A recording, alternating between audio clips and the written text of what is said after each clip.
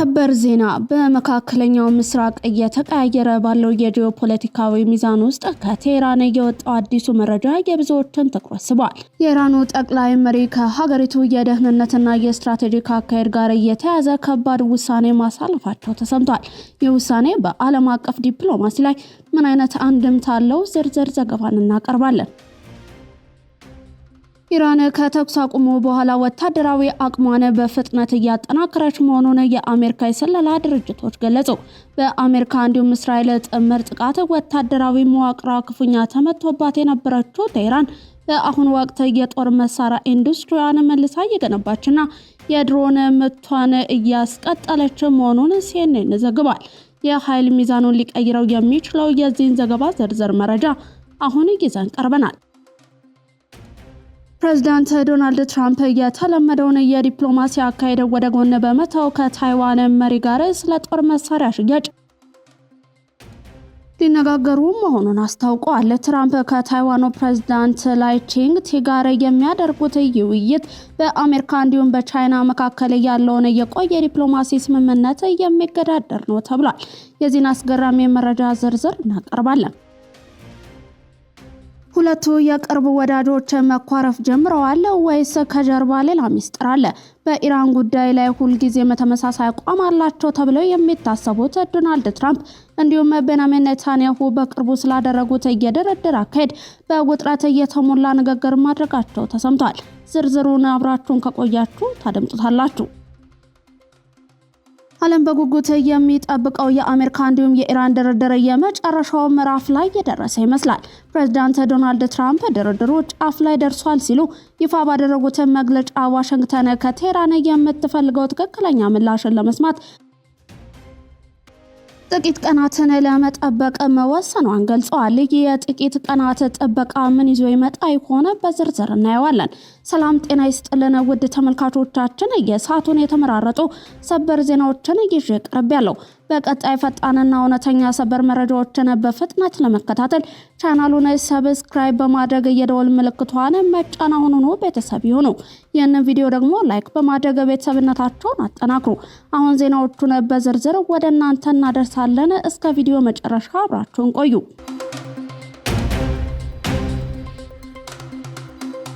አሜሪካና እስራኤል በከፈቱት ጥቃት ወታደራዊ አቅሟ የተዳከመባት ኢራን የተኩስ አቁም ከተደረገ ወዲህ ወታደራዊ ኢንዱስትሪዋን በፍጥነት እየገነባቸው እንዲሁም የተወሰኑ ድሮኖችን እያመረተች መሆኑን ሲኤንኤን የአሜሪካ የስለላ መረጃን ጠቅሶ ዘገበ።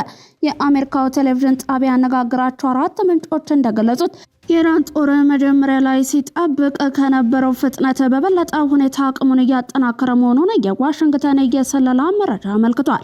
በአሁኑ ጦርነት ጥቃት እየተፈጸመባቸው የሚሳኤል ስፍራዎች፣ ማስወንጨፊያዎች እንዲሁም የማምረቻ አቅሞች እየተተኩ መሆኑ ኢራን በቀጠናው ለሚገኙ የአሜሪካ አጋሮች አሁንም ትልቅ ስጋት መሆኗን ያሳያል ተብሏል። እንደ ሲኤንኤን ዘገባ የስለላ መረጃው ስለ ኢራን ጦር እዚህ ድምዳሜ ላይ መድረሱ አሜሪካ እንዲሁም እስራኤል በፈጸሙ ጥቃት የሰራዊቱ አቅም ላይ የደረሰውን ጉዳት ምን ያህል ነው የሚለው ጥያቄ ውስጥ አስገብቶታል። የተለያዩ የጦር መሳሪያ ክፍሎችን ማምረት ለመጀመር የሚያስፈልገው ጊዜ የተለያየ ቢሆንም ኢራን በድሮን ጥቃት የመፈጸም አቅሟን በ6 ወር ውስጥ ሙሉ በሙሉ ወደ ነበረበት መመለስ እንደምትችል አንድ አሜሪካ ምንጭ መናገራቸውን ዘገባው ገልጿል። ሲኤንኤን ያነጋገራቸው ባለስልጣናት ኢራናውያን የስለላ ማህበረሰቡን መልሶ ግንባታ ያስቀመጠውን የጊዜ ሰሌዳ በሙሉ አልፏል ማለታቸው ተጠቅሷል። በሌላ ዜና የአሜሪካን እንዲሁም ኢራን ዋና አሸማጋይ የሆነችው ፓኪስታን የሰራዊት አዛዥ ፊልድ ማርሻል አሲም ሙኒር ዛሬ ወደ ቴህራን እንደሚገቡ የኢራን መገናኛ ብዙሃን ዘግበዋል። ዘገባዎቹ እንደሚያመለክቱት የወታደራዊ አዛዡ የቴህራን ጉዞ ከዚህ ቀደም ከኢራን ባለስልጣናት ጋር ሲደረግ ከነበረው ንግግር እንዲሁም ምክክር የቀጠለ ነው። የፓኪስታን የሀገር ውስጥ ጉዳይ ሚኒስትር ሰይድ ሞሲንም በአንድ ሳምንት ውስጥ ለሁለተኛ ጊዜ ረቡዕ ዕለት ቴህራን መግባታቸውን ኢስና የተባለው ኢራን መገናኛ ብዙሃን ዘግቧል። ከኢራኑ ፕሬዝዳንት መስዑድ ፔሸሽኪያን እንዲሁም የሀገር ውስጥ ሚኒስትሩ እስካንዳር ሞሜኒ ጋር ተገናኝተዋል። የፓኪስታን እንዲሁም የኢራን ባለስልጣናት በንግግራቸው ቀጠናዊ ሁኔታዎችን እንደገመገሙ ዘገባው ጠቅሷል። በኢራን እንዲሁም አሜሪካ መካከል የሚካሄደው ቀጥተኛ ያልሆነ ድርድር ስላለበት ሁኔታ መነጋገራቸውም ተገልጿል። የፓኪስታን ሚኒስትር ሀገራቸው ድርድሩን በተመለከተ ያላትን መልከታ ለኢራን ባለስልጣናት እንዳስረዱ ዘገባው አስነብቧል። ከፓኪስታን ሚኒስትር ጋር የተነጋገሩት የኢራን ፕሬዝዳንት መስዑድ ፔሸሽኪያን ከዚህ በኋላ በኤክስ ገጻቸው ባሰፈሩ ጽሁፍም ቴህራንን በማስገደድ እጅ እንድትሰጥ ለማድረግ የሚደረግ ጥረት ቅዠት ነው ብለዋል። ኢራን ያለማቋረጥ ቃሏን ጠብቃለች፣ ጦርነትን ለመቀስቀስም ሁሉንም ጎዳና አስሳለች ያሉት ፕሬዝዳንቱ በእኛ በኩል ሁሉም መንገዶች ክፍት ናቸው በማለት ጽፈዋል።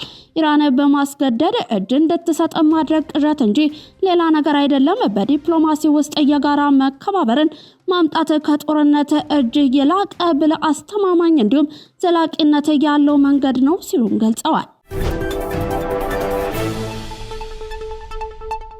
የአሜሪካው ፕሬዝዳንት ዶናልድ ትራምፕ ከተለመደው ዲፕሎማሲያዊ አካሄድ ውጪ በሆነ አካሄድ ስለ ጦር መሳሪያ ሽያጭ ከታይዋን ፕሬዝዳንት ላይ ቺንግቲ ጋር ሊነጋገሩ መሆኑን ገለጹ። በዋሽንግተን ለቻይና መንግስት እውቅና በመስጠት ከታይዋን ጋር ያላትን ይፋዊ ግንኙነት ካቋረጠችበት የአውሮፓውያኑ 1979 ወዲህ የአሜሪካ እንዲሁም ታይዋን መሪዎች በቀጥታ ተነጋግረው አያውቁም። ቻይና ታይዋንን የግዛቷ አካል አድርጋ የምታይ ሲሆንም ለአንድነት ለማምጣት ልትከተለ ከምትችሉ አማራጮች መካከል አንዱን በኃይል መጠቅለል ነው። እንደ አውሮፓውያኑ አቆጣጠር በ2024 ወደ ስልጣን የመጡት የታይዋን ፕሬዝዳንት ባለፉት ዓመታት ከታዩ እንዲሁም የደሴቲቷን መከላከያ የማጠናከር ጠንካራ አቋም ካላቸው መሪዎች መካከል ናቸው። አሜሪካ ለረጅም ዓመታት ታይዋንን እየደገፈች ሲሆንም በህግ ራሷን ለመከለል የሚያስችላትን መሳሪያ እንድታቀርብ ትገደዳለች።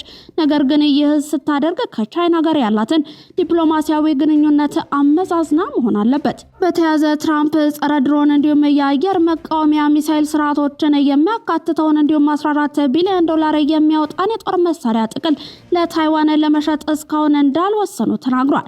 እንደ ፋይናንሻል ታይምስ ዘገባ ቤጂንግ ትራምፕ ሽያጩ ላይ ውሳኔ እስኪያሳልፉ ድረስ የፔንታገን ከፍተኛ የፖሊሲ ሹም ኤልብሪጅ ኮርቢን ጉብኝት አዘግይተዋለች። ፕሬዝዳንት ዶናልድ ትራምፕ ባለፈው ሳምንት ከፕሬዝዳንት ሺ ጋር ተገናኝተው ሲመለሱ ስለ ታይዋን የመሳሪያ ሽያጭ ተመሳሳይ ጥያቄ ሲቀርብላቸው በአጭር ጊዜ ውስጥ እወስናለሁ ብለው ነበር። ትራምፕ በቤጂንግ በነበራቸው ጉብኝት ቻይና ከአሜሪካ ጋር ያላትን ግንኙነት ከትልቅ ጉዳዮች አንዱ የታይዋን ነገር መሆኑን በግልጽ አቅርበዋል። ፕሬዝዳንት ሺ ጂንፒንግ ጉዳዩ በአግባቡ ካልተከናወነ በሁለቱ ሀያላን ኃይሎች መካከል ግጭት ሊፈጠር እንደሚችል አስጠንቅቀዋል። ትራምፕ ግን በደሴቲቱ ምክንያት በአሜሪካ እንዲሁም ቻይና መካከል ግጭት ሊፈጠር የሚችልበት እድልን አጣጥለውታል።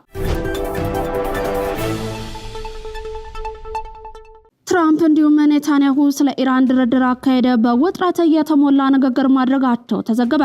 ፕሬዝዳንት ዶናልድ ትራምፕ እንዲሁም ቤንያሚን ኔታንያሁ የኢራን ጉዳይን በተመለከተ ማክሰኞ ዕለት ከፍተኛ ውጥረት የነበረበት እንዲሁም የእስራኤሉን ጠቅላይ ሚኒስትር እጅግ ያበሳጨ የስልክ ንግግር ማድረጋቸውን የአሜሪካ የጤና ምንጭ አክሲዮንስ ዘግቧል። እንደ አክሲዮንስ ዘገባ ከኢራን ጋር ስምምነት ላይ ለመድረስ እየተከናወኑ ስላሉ አዳዲስ ጥረቶች የተነሳበት የሁለቱ መሪዎች ንግግር ረጅም እንዲሁም አስቸጋሪ ነበር። አሜሪካና ኢራን ጦርነቱን በመደበኛነት ለማቆምና በ30 ቀናት ውስጥ ድርድር እንዲካሄድ የሚያስችል የፍላጎት መግለጫ በአሸማጋዩ በኩል እየተዘጋጀ መሆኑን ትራምፕ ለእስራኤሉ መሪ ተናግረዋል ተብሏል። ዘገባው እንደሚያመለክተው በአንድ ወር ውስጥ የሚደረገው ድርድር እንደ የኢራን የኒውክሌር ፕሮግራም እንዲሁም የሆርሙዝ ወሽመጥ መከፈት ያሉ ጉዳዮች ንግግር እንዲደረግባቸው የሚያስችል ነው። ዋሽንግተን እንዲሁም ቴህራን እዚህ ሰነድ ላይ ፊርማቸውን እንዲያኖሩ የተነገራቸው ቤንያሚን ኔታንያሁ በአካሄዱ እንዳልተስማሙ ሁለት የእስራኤል ምንጮች ለአክሲዮንስ ተናግረዋል። ስለ ስልክ ንግግሩ ገለጻ የተደረገላቸው የአሜሪካ ምንጭ ደግሞ ከስልክ ጥሪው በኋላ የቢቢ ጸጉር ሰዓት ለብሶ ነበር ሲሉ የኔታንያሁን ስሜት መግለጻቸውን ዘገባው አስነብቧል። እንደ አክሲዮንስ ዘገባ ከኢራን ጋር የሚደረገው ድርድር ላይ ከፍተኛ ጥርጣሬ ያላቸው ኔታንያሁ ጦርነቱ እንዲጀመርና የኢራን ወታደራዊ አቅም ይበልጥ እንዲዳከም ፍላጎት አላቸው። ወሳኝ መሰረተ ልማቶችን በመምታት አገዛዙን እንዲዳከምም ይፈልጋሉ ተብሏል። ትራምፕ በበኩላቸው ለሚደረገው ንግግር ጥቂት ተጨማሪ ቀናትን ለመስጠት ፈቃደኛ ናቸው። ይሁን እንጂ ትክክለኛውን ምላሽ ካላገኘች ጦርነት በጣም በፍጥነት ሊጀመር ይችላል ማለታቸውን ዘገባው ጠቅሷል። የኢራን ዋነኛ ተደራዳሪ የሆነችው አሜሪካ አዲስ ጦርነት ለመጀመር ትፈልጋለች አሉ የኢራን ፓርላማ አፈ ጉባኤ መሐመድ ባጋር ጋሊባፍ። አሜሪካ አዲስ ጦርነት ለመጀመር ትፈልጋለች ሲሉ ተናግረዋል። አፈ ጉባኤው አክለው አሜሪካ እስላማዊት ሪፐብሊክ ኢራን እጅ እንደምትሰጥ ተስፋ ታደርጋለች ሲሉም ገልጸዋል። ጋሊባፍ በኢራን መገናኛ ብዙሃን ላይ በሰጡት የድምጽ አስተያየትም ጠላት በግልጽም ሆነ በስውር የሚያደርገው እንቅስቃሴ ከፖለቲካዊ እንዲሁም ኢኮኖሚያዊ ጫና ባሻገር ወታደራዊ ዓላማዎቹን ፈጽሞ እንዳልተዋቸው አዲስ ጦርነት ለመጀመር እንደሚፈልግ ያሳያል ብለዋል።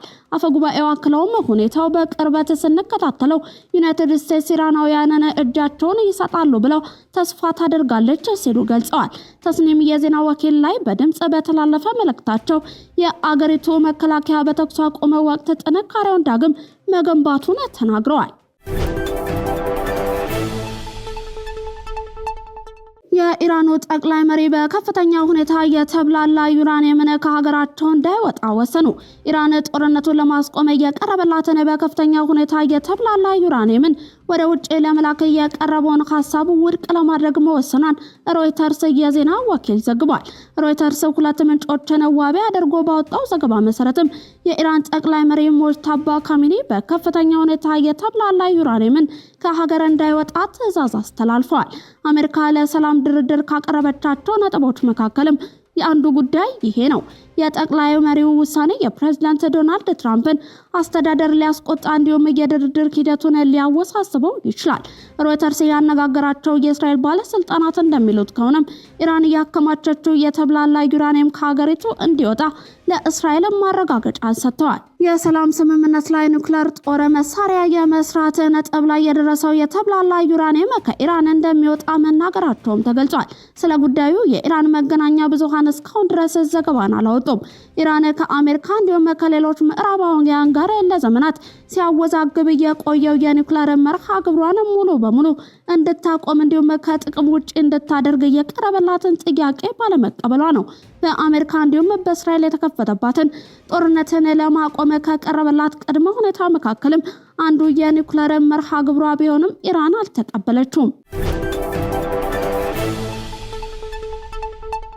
ውድ ተመልካቾቻችን የሰዓቱን የተመራረጡ ሰበር ዜናዎችን ወደ እናንተ ያደረስኳቸው ናቸው። ከሰዓታት በኋላ በሌላ ሰበር ዜናዎች እስከምንገናኝ በያላችሁበት የዓለም ዳርቻ ሁሉ ቸር ቆዩልን። ሰላም ለዓለማችን ይሁን።